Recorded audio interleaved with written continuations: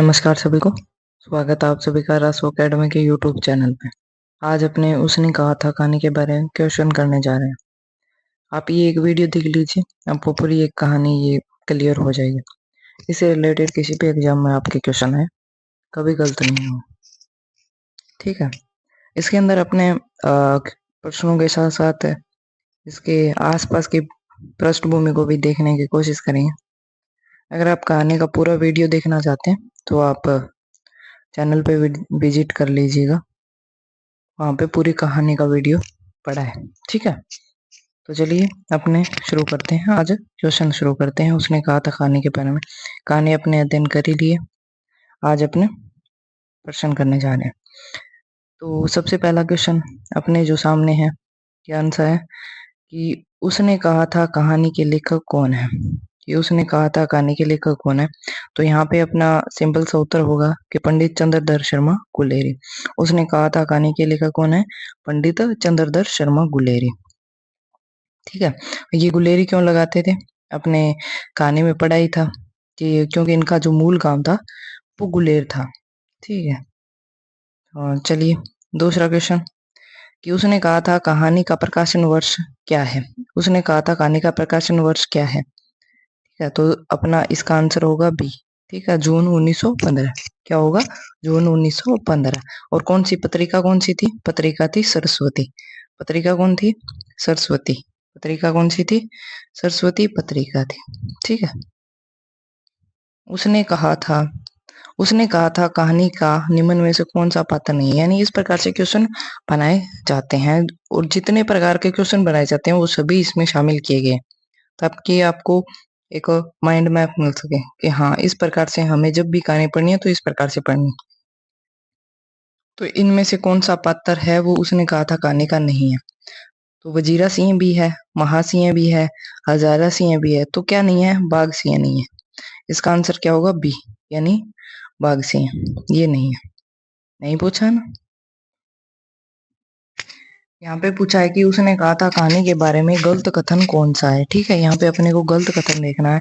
तो इसके लेखक पंडित चंद्रधर शर्मा गुलेरी है, तो ये सही है। ठीक है, पंडित चंद्रधर शर्मा गुलेरी है।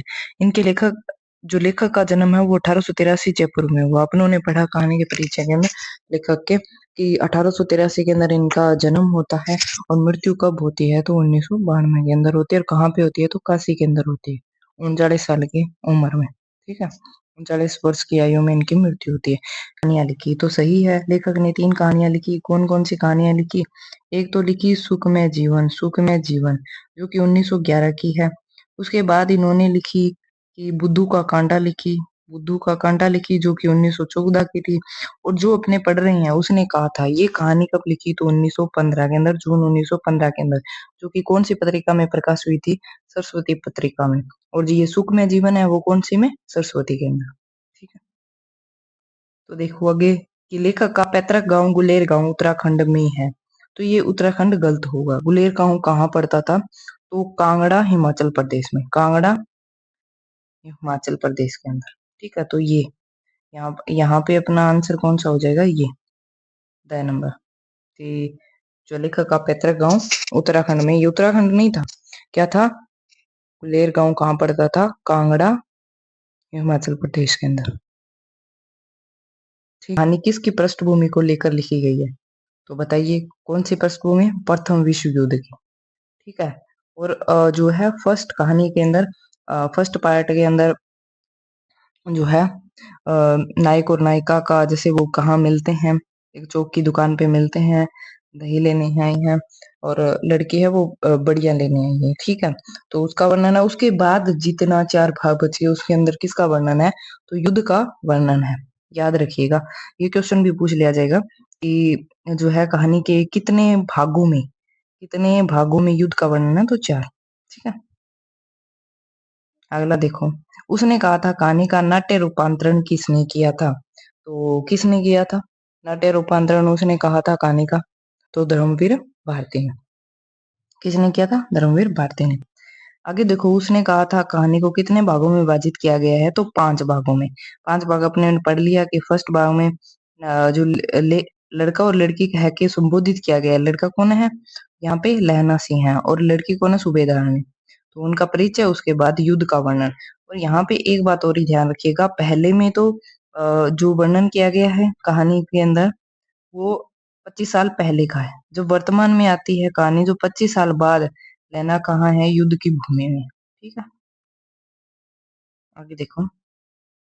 उसने कहा था कहानी में, लड़का और लड़की की उम्र कितनी बताइए। जब वो मिलते हैं तब उनकी उम्र कितनी थी? तो लड़का की उम्र कितनी थी? 12 वर्ष, और लड़की की 8 वर्ष। याद रखिएगा। जब वो एक दूसरे से मिले थे एक चौक की दुकान पे, तो लड़के की उम्र थी 12 वर्ष और लड़की की थी 8 वर्ष। ठीक है, आगे देखिए। कहानी में आए, जैसे कुछ शब्द हैं आए हुए हैं जिनका अर्थ आपको बताया गया है। जब कहानी पढ़ाई गई थी तो उनका अर्थ भी पूछा जा सकता है आपसे। तो यहाँ पे देखिए, कहानी में आए जलजले का अर्थ क्या है? भूकंप। ठीक है, जलजले का क्या अर्थ है? भूकंप। दूसरे कहानी के दूसरे भाग में वो इसकी बात करते हैं कि नगरकोट के जलजला, और यहाँ पे नगरकोट के जलजले यानी भूकंप की बात करते हैं, और फिर बोलते हैं कि यहाँ पे तो 25 दिन में 25-25 जलजले आते हैं। तो इस प्रकार से इनकी बात उचित होती है। आगे देखिए, कहानी के संबंध में असत्य कथन छांटना है अपने को। कौन सा कथन? असत्य। जो कहानी है वो फ्लैशबैक शैली में लिखी गई है, सत्य है।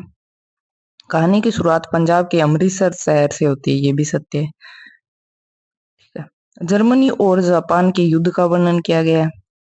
तो यहाँ पे ये जापान आएगा क्या? नहीं, यहाँ पे आएगा फ्रांस।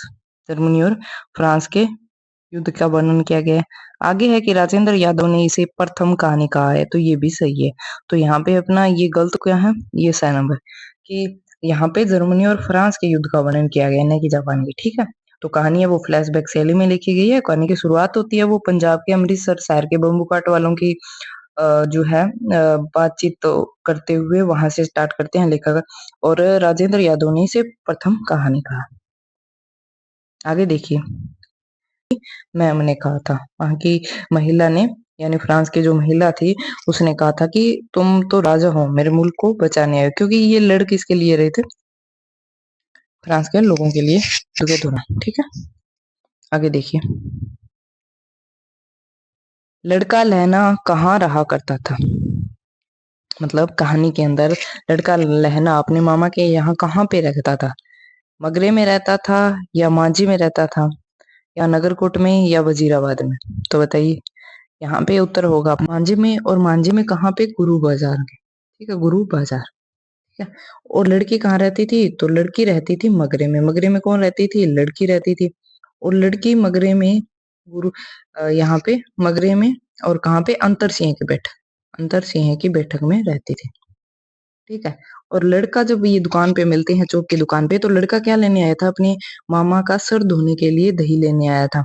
जो मामा थे उनके सर धोने के लिए क्या लेने आया था? दही लेने आया था। और लड़की क्या लेने आई थी? रसोई के लिए बड़ियां। रसोई के लिए बड़ियां कौन लेने आई थी? लड़की। ठीक है, अब देखो आगे। लड़का और लड़की छुट्टियों में कहाँ आए हुए थे?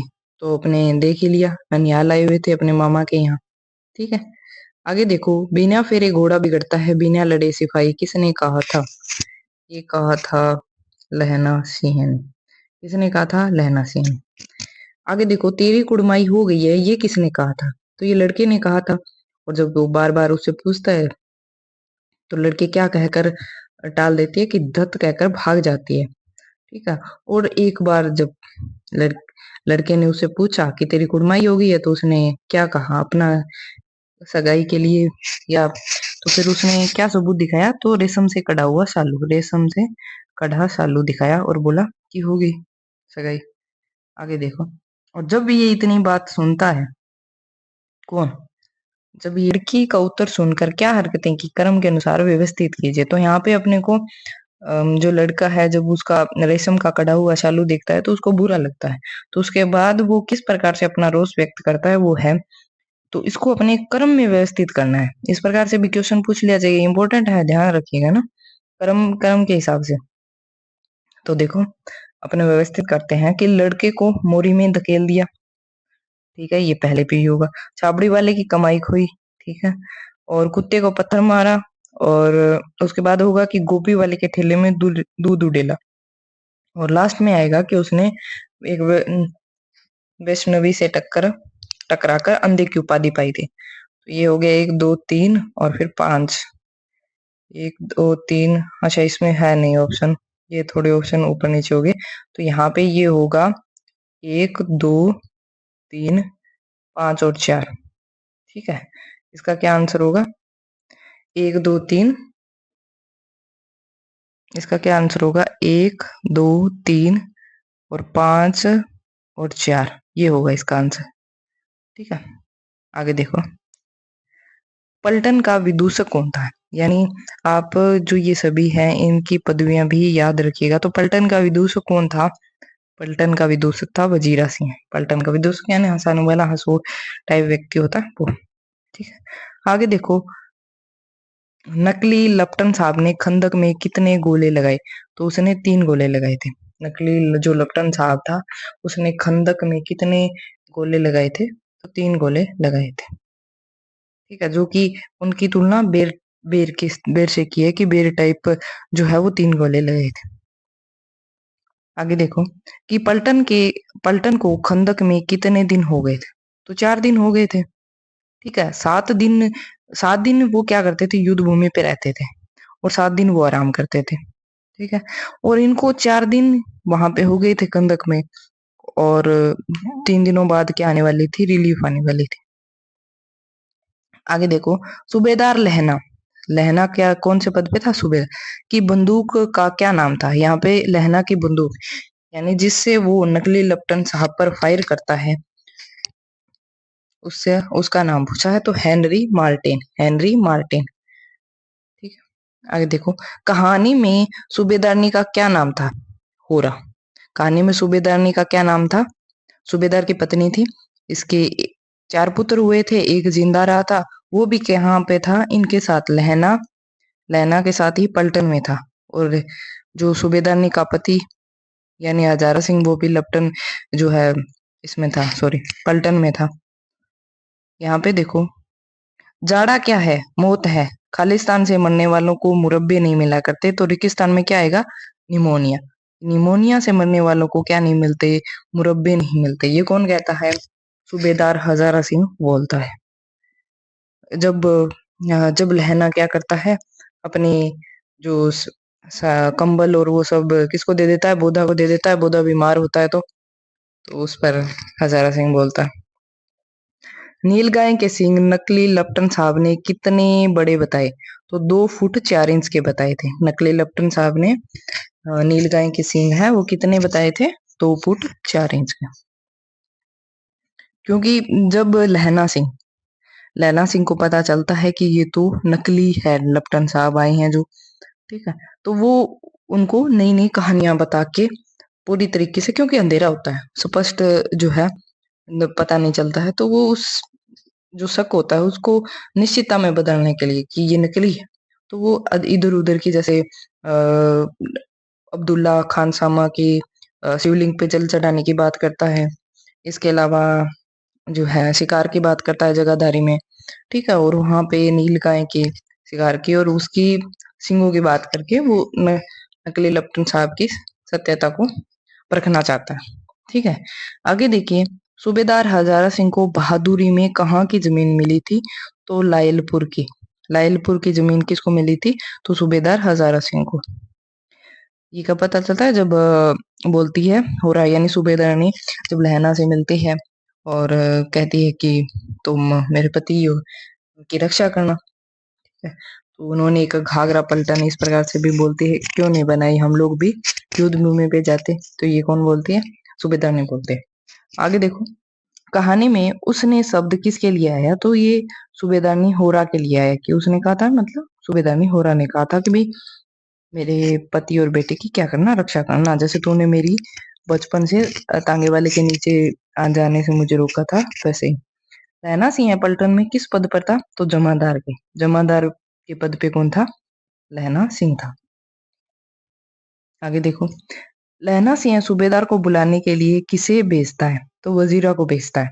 यानी जब नकली लेफ्टिनेंट साहब आ जाता है तो और नकली लेफ्टिनेंट साहब क्या करता है, जो वहां पे सूबेदार था उसको भेज देता है कि यहाँ पे पास में ही जर्मन खाई है, तुम वहां पे चले जाओ। और हजारा सिंह चला जाता है, सूबेदार हजारा सिंह चला जाता है। तो फिर जब जैसे ही लहना को पता चलता है ये तो नकली है लेफ्टिनेंट साहब, तो वो नींद में जब सो रहा होता है वजीरा तो उससे टकराता है जाके और उसको बोलता है कि भाई जा, तू जल्दी से जा हजारा सिंह सूबेदार के पीछे और जल्दी से उसको बुला के लेके आ। ठीक है। आगे है कि पलटन में बीमार कौन था? तो बोधा सिंह। बोधा सिंह कौन था? सूबेदार हजारा सिंह का बेटा था और सूबेदारनी होरा का बेटा था। ठीक है, तो ये बोधा सिंह बीमार था, बुखार था उसको। आगे देखो कि कितने कितने जर्मन सैनिक खाई में धावा बोला? तो 70 ने धावा बोला था और 63 जो है वो मारे गए थे। 70 ने धावा बोला था, 63 मारे गए थे। क्यों मारे गए कि जो इधर यहाँ पे थे ये मान लो जर्मन सैनिक सैनिक है, यहाँ पे जो है वो खंदक है जिसमें लहना और वो युद्ध कर रहे हैं। तो इधर से जैसे ही वजीरा सिंह उनको बुला के वो वापस आते हैं तो इधर से वो आ जाते हैं सूबेदार हजारा सिंह, और तो ये बीच में फंस जाते हैं। तो इस प्रकार से वो 70 होते हुए भी 63 मारे जाते हैं और 15 सिख सैनिक भी मारे जाते हैं इनके पलटन में। ठीक है। आगे देखो, उसने कहा था कहानी को प्रेम की महागाथा किसने कहा है? तो डॉक्टर बच्चन सिंह ने कहा है। प्रेम की महागाथा किसने कहा है? बच्चन सिंह ने कहा। लहना सिंह है किस पलटन में जमादार था? तो नंबर 77 रेफल्स में जमादार था। लहना किस में? नंबर 77 रेफल्स में। और जब ये मरता है तो कौन सी लाइन लिख के आती है कि फ्रांस और बेल्जियम की 68वीं सूची में मैदानों में घायल गांव से मरा नंबर 77 सिख राइफल्स पे लिख लेना, सिख सिख राइफल्स का जमादार लहना सिंह। यानी जब वो लहना सिंह मर जाता है तो न्यूज़पेपर में क्या लाइन आती है कि फ्रांस और बेल्जियम की 68वीं सूची में उसका नाम आता है। तो आपसे ये भी क्वेश्चन पूछ लिया जाएगा कि युद्ध की फ्रांस बेल्जियम के युद्ध की जो है वो सूची में, ठीक है, कौन सी सूची के अंदर नाम आता है? तो 68वीं सूची के अंदर लहना सिंह का नाम आता है। ठीक है। आगे देखो, लहना सिंह किसकी गोद में सर रखकर मरना चाहता? तो भाई कीर्त सिंह की। लेकिन वर्तमान में किसके किसके गोद में सर था? तो वजीरा सिंह के। और मरना किसकी? कीर्त सिंह, भाई कीर्त सिंह। और आम का वृक्ष होगा जिसको वो खुद से लगाया था अपने भतीजे के जन्मदिन पे। तो इस प्रकार से कल्पना करता है और लास्ट में वो किसको? वजीरा सिंह कोई क्या समझ लेता है? कीर्त सिंह। आगे देखो, कहानी में आए डाक बाबू का क्या नाम था? पोलू राम। डाक बाबू का क्या नाम था? पोलू राम। ठीक है। आगे देखो कि खंदक का पहरा बदलने का काम किसे मिला? तो महासिंह को। और उद्यमी को कौन सा काम मिला था? उद्यमी को मिला था कि सिगड़ी में कोयले डाल। किसमें? सिगड़ी में। और ये सब आदेश देता कौन है? तो सूबेदार हजारा सिंह को देता। कौन देता है? सूबेदार हजारा सिंह। ठीक है। आगे देखो, मीठी मीठी है ये, मीठी महीन मीठी महीन छुरी की तरह। ये क्या है? मीठी है ये, मीठी मीठी महीन छुरी की तरह वार किसकी जुबान करती थी? तो अमृतसर के बम्बू काट वालों की जुबान है वो मीठी महीन छुरी की तरह करते थे। आगे देखो, दुकानदार में लड़का और लड़की सौदा देने से दुकानदार लड़का और लड़की को सौदा देने से पहले किससे कहानी में लड़ाई के बाद निकले चांद के लिए कौन सा नाम दिया गया? तो 6 नाम दिए गए। और हवा कैसी? हवा के बारे में क्या कहा है? बाण भट्ट की दंती विनोपदेशाचार्य की तरह थी। हवा कौन सी थी? दंतो विनोपदेशाचार्य की, बाण भट्ट की हवा इस प्रकार से चल रही थी विजय के बाद। यहाँ पे एक और भी याद रख सकते हो आप कि मैं तो पाधा बन गया हूँ, करो जर्मनी के बादशाह का तर्पण। ये किसने कहा था? तो ये हाँ वजीरा सिंह ने कहा था। ये किसने कहा था? वजीरा सिंह ने कहा था कि करो, मैं तो पाधा बन गया हूँ, करो जर्मनी के बादशाह का तर्पण। ये किसने कहा था? तो ये कहा था वजीरा सिंह ने। ठीक है। लगभग आपको पूरी कहानी बहुत ही आपने अच्छे से किए होंगे सारे क्वेश्चन। अब आपके एक भी क्वेश्चन किसी भी एग्जाम में गलत नहीं होंगे, खासकर इस कहानी से आए हुए। इसके साथ एक छोटा सा एक और एक्स्ट्रा फैक्टर याद कर लो इसमें कि जो वजीरा सिंह जब नकली लेफ्टन आता है और बोलता है कि पास में एक जर्मन खाई है, वहां पे तुम लोग चले जाओ, सूबेदार हजारा सिंह को आदेश देता है। तो वो जब चले जाते हैं तो वहां पे रहते हैं 10। खंदक में कौन कितने लोग रहते हैं? 10। उसके अंदर एक वजीरा सिंह को वो हजारा सिंह के पीछे भेज देता है, सूबेदार के। कौन? जमादार लहना सिंह। और एक बोधा जो कि बीमार है, यानी वो बच गए 8। और जब जाते वक्त वजीरा कहता भी है कि भाई तुम तो 8 ही रहे हो। तो वो कहता है कि एक कालिया सिख 1.25 लाख के बराबर है। कौन कहता है ये? जमादार लहना सिंह कहता है। ठीक है। आपको यहाँ पे जितने भी इस कहानी से रिलेटेड क्वेश्चन जिस प्रकार से बन सकते हैं वो सारे बना के आपको समझाने की कोशिश की गई है। उम्मीद है ये वीडियो आपके लिए उपयोगी रहेगा। धन्यवाद। टेलीग्राम